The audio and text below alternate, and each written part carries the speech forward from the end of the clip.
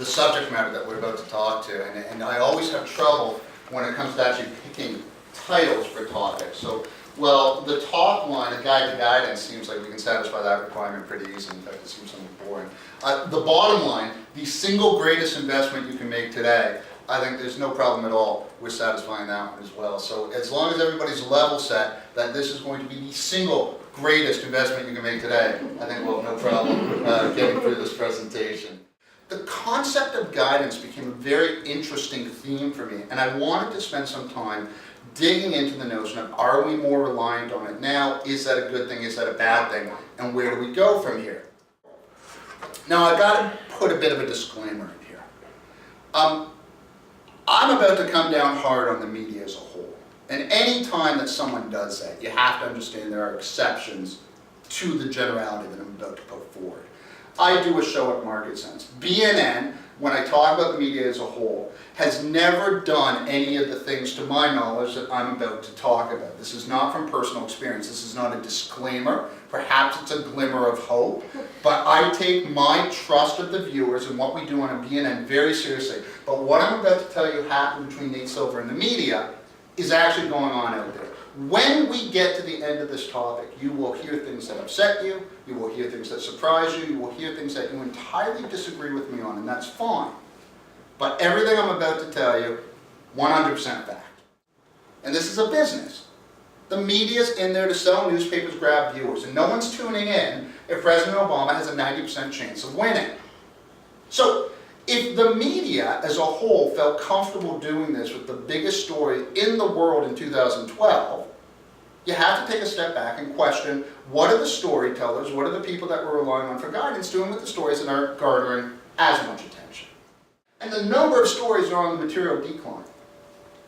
That's about the amount of space you need to get detailed analysis into something, to form an opinion that's coherent, that you can convince something of, and it's not being done. Because people don't want it. And the media is in business to do what they need to do to survive, and they're catering to us. So yeah, you can take the media through the coals for what happened in 2012 and the fact that we turned to them for guidance and they gave us the wrong story. But the truth is, that's kind of the story that we wanted them to give us. Relying on people to interpret and tell us stuff, I'm not going to do that. I'm going to go with the second pillar of guidance. I'm going to believe in the statistics, the hard number, the objective data. Can't be wrong there. It's not fungible. There are no shades of gray. A number like GDP or the stock market, it's a number. If I rely on that to guide my decision making, I'm okay, right? So on the one hand, you have one of the most important metrics globally that people rely on sitting on the front page of your newspaper telling you everything's fine, the non-fungible statistical objective data. And on the other hand, if you dug a little deeper, just paying attention to the people that matter that are making the decisions over there, you'd find out things are not quite fine. It's not necessarily that there is any plot or conspiracy or anything going on. That's not what's happening. It's that times are changing and data isn't changing to keeping up with it. Aside, one of the great untold stories, although it eventually will be told, of the last 30 years is that the standard of living for the average person in North America really hasn't moved. The paycheck really hasn't moved. The gap in wealth between those at the top and those at the bottom or even in the middle is continuing to get wider and wider. This is not a revolution like other ones. Sure, we have more gadgets. I have an iPad, I have an iPhone. My kids have iPad minis.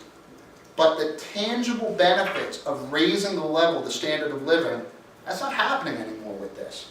And if you were hoping that you could just sit back and ride the coattails of other people to a better standard of living used to happen, doesn't happen anymore. So this is the reality of guidance. It's not what I thought it was. It's probably not what you thought it was. The storytellers, they have different incentives right now. The signposts might be completely inaccurate, or at the very least they're pointing in the wrong direction. And the last one, the best and the brightest, they're otherwise engaged. So the question's this: if guidance is flawed, and I would say significantly flawed no matter which of the three pillars that you decided to pick on, where does that leave everybody in this room? It's the single greatest investment any of you can make right now to answer the question that I get asked the most by people who bump into me and say, what should I buy? What's the single best thing I should buy right now? Where should I dedicate my time and resources? The single best thing you can do right now is invest in curiosity. If you were curious, you would go and you would form an opinion on what's going on over there. If you were cursory, you'd wait and be told what your opinion should be. That's the difference between understanding something because you decided to and being guided to an opinion.